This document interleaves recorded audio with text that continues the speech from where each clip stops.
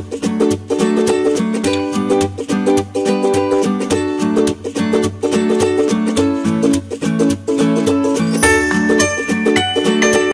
wabarakatuh, sahabat mahasiswa yang baik hatinya.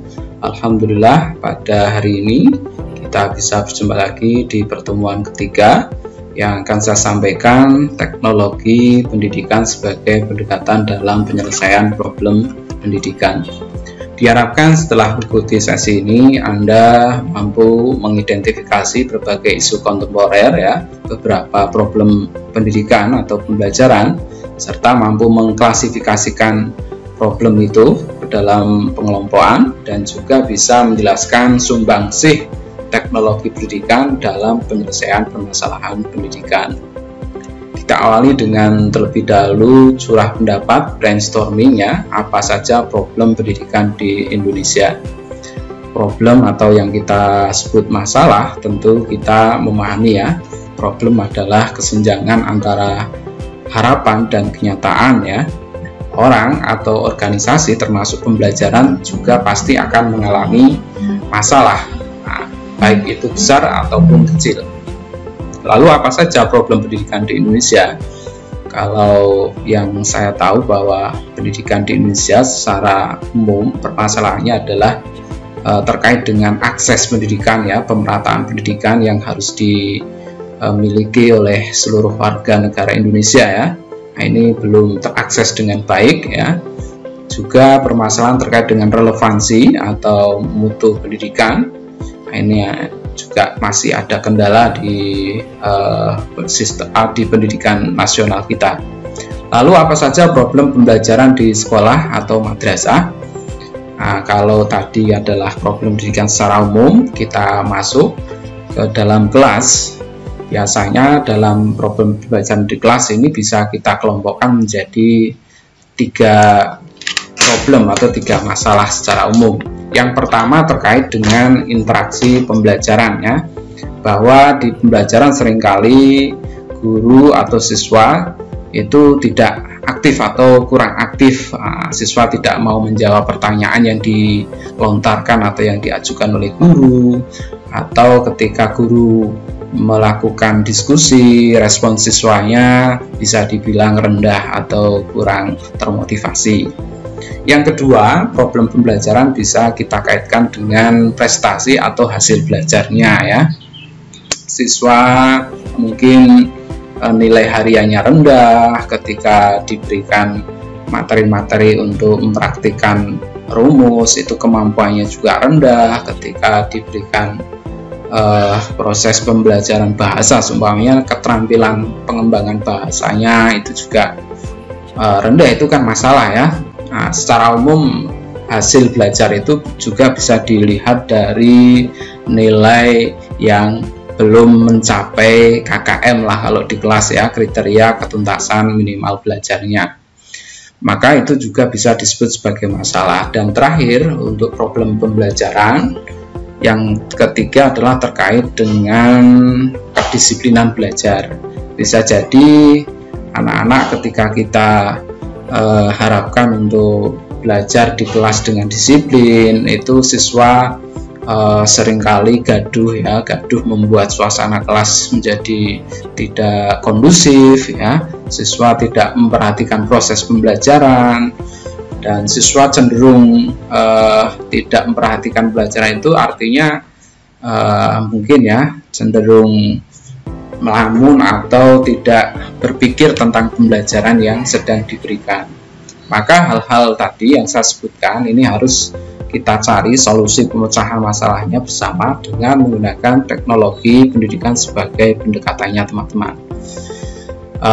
Kita telisik atau rekonstruksi kembali apa itu teknologi pendidikan ya, definisi ICT tentang TP tahun 2004 ini membagi kawasan teknologi pendidikan tidak 5 tetapi menjadi 3. Namun ini yang saya sampaikan adalah definisi yang tahun 2000 yang 1994 ya. Nah, yang 2004 nanti tidak lagi 5 kawasan tetapi 3 kawasan, yakni kawasan keriting ya. Keriting ini bagian dari tahapan kawasan yang sebelumnya mendesain dan mengembangkan, ya, yang di tahun 2004 menjadi creating, using, and managing, ya, mengelola. Jadi di tahun 2004 itu diartikan bahwa TP adalah sebagai teori dan praktik etis, ya, untuk memfasilitasi belajar dan meningkatkan kinerja melalui kegiatan creating, mendesain, mengembangkan, ya, using, memanfaatkan, dan juga managing, mengelola serta menilai proses, sumber, dan sistem pembelajaran. Itu adalah kawasan domain yang dikerjakan dalam teknologi pendidikan. Nanti kita jelaskan lebih mendalam di pertemuan berikutnya untuk masing-masing kawasan, ya, mulai dari using, creating, and managing-nya. Lalu sebuah sistem pendidikan tentu ada subsistemnya, ya. Paling kecil bisa diwujudkan dalam proses pembelajaran di kelas, ya. Proses belajar mengajar di kelas ini juga dipengaruhi oleh beberapa faktor, mulai dari faktor raw inputnya berupa siswa. Siswa juga memiliki karakteristik latar belakang yang berbeda antar individunya. Ini harus dipahami oleh guru dari aspek kecerdasannya, kesehatan, motif, sikap, kebiasaannya tentu masing-masing siswa berbeda. Tantangan guru semakin besar. Ada faktor instrumental input, ya, dari anggaran, staf administrasi atau tenaga kependidikannya, dosen gurunya, kurikulum, serta sarana prasarananya. Ini juga akan mempengaruhi proses belajar mengajar. Dan juga ada faktor environmental input, ada faktor ekonomi, faktor teman, faktor keluarga, dan faktor keamanan. Ini juga akan mempengaruhi proses belajar mengajar, yang diharapkan outputnya itu bisa menghasilkan peserta didik yang bertakwa, cerdas, terampil, ya, artinya juga berilmu dan beramal. Nah, ini tentu kalau diwujudkan dari semua faktor ini mendukung, nah, ya, tentu outputnya akan mudah dicapai, teman-teman. Namun apabila nyatanya tidak bisa mendukung, nah, maka tugas fungsi teknologi pendidikan ini bisa dimanfaatkan sebagai pendekatan dalam problem dan praktik pendidikan atau penyelesaian masalah pendidikan. Dengan cara apa? Yang pertama, mengatasi masalah belajar dengan menghasilkan teori pembelajaran, ya, karena dalam domain desain dan pengembangan atau dalam kawasan creating itu nanti diharapkan dalam kajian teknologi pendidikan bisa menghasilkan sebuah desain sistem pembelajaran, bagaimana menetapkan mulai dari tujuan pembelajarannya sampai proses evaluasinya itu ada dalam teori pembelajaran. Maka yang kedua, teknologi pendidikan juga mengatasi masalah belajar dengan mengembangkan strategi pembelajaran. Ini juga sebetulnya adalah bagian kawasan creating, ya, atau design and pengembangan, ya. Di dalamnya ada mengembangkan strategi pembelajaran, ya, membuat satu pola langkah-langkah pembelajaran yang terstruktur, ya, yang di dalamnya ada metode, kemudian cara menyampaikan materinya.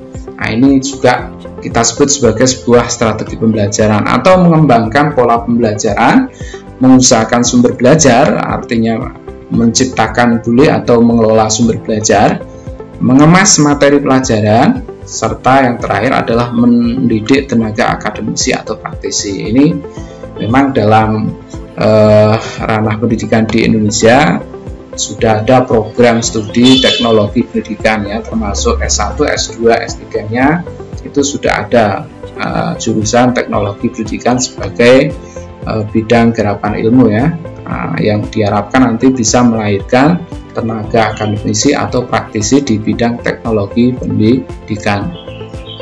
Implikasinya apa teknologi pendidikan dalam praktik pembelajaran? Dalam penyelesaian problem pembelajaran, implikasinya yang pertama tentu kita akan memahami bahwa teknologi pendidikan memiliki fungsi, juga memiliki manfaat, ya, bagi pendidik dan juga peserta didik.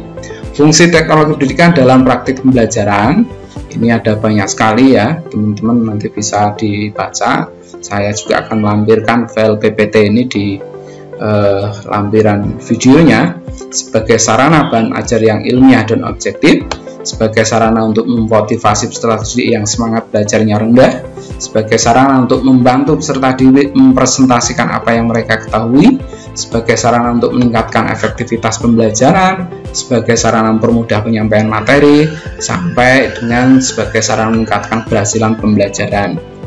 Nah, itulah fungsi teknologi pendidikan. Lalu apa manfaat teknologi pendidikan bagi peserta didik?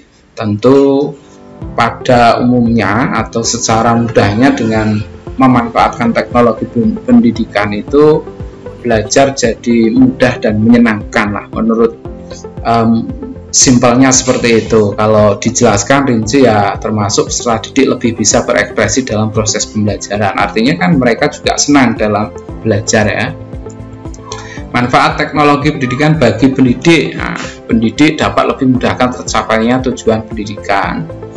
Nah, pendidik juga dapat mempermudah desain pembelajaran ya, banyak sekali manfaatnya, sampai di akhir ini yang saya sebutkan dapat menjadi daya dukung pengajaran seorang pendidik ya.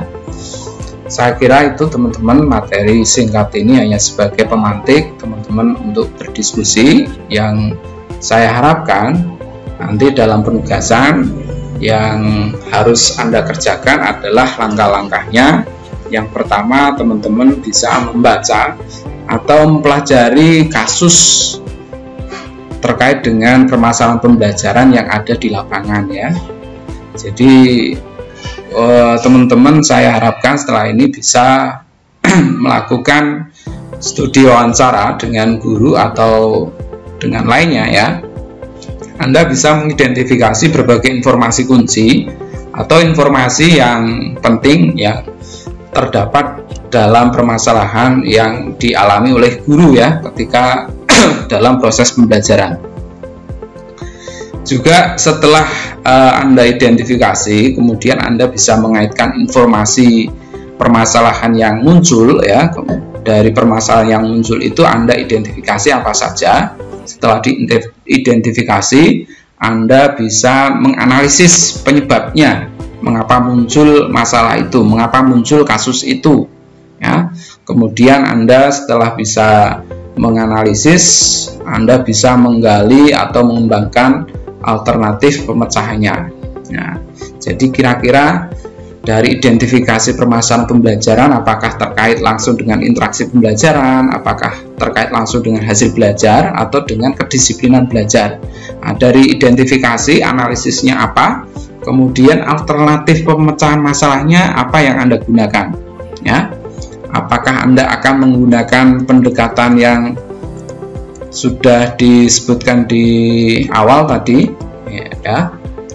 Apakah Anda nanti akan menghasilkan sebuah teori pembelajaran baru, atau Anda akan menggunakan sebuah strategi pembelajaran baru ya untuk menyelesaikan permasalahan yang ada. Kemudian apakah Anda mencari alternatif dengan mengembangkan sumber belajar, membuat sebuah media pembelajaran baru, atau mengemas sebuah materi pelajaran yang dianggap sulit, yang dianggap begitu abstrak ya, dikemas menjadi sebuah materi yang menyenangkan, simpel dan tidak abstrak atau konkret. Nah, itu yang saya harapkan dari pembelajaran hari ini.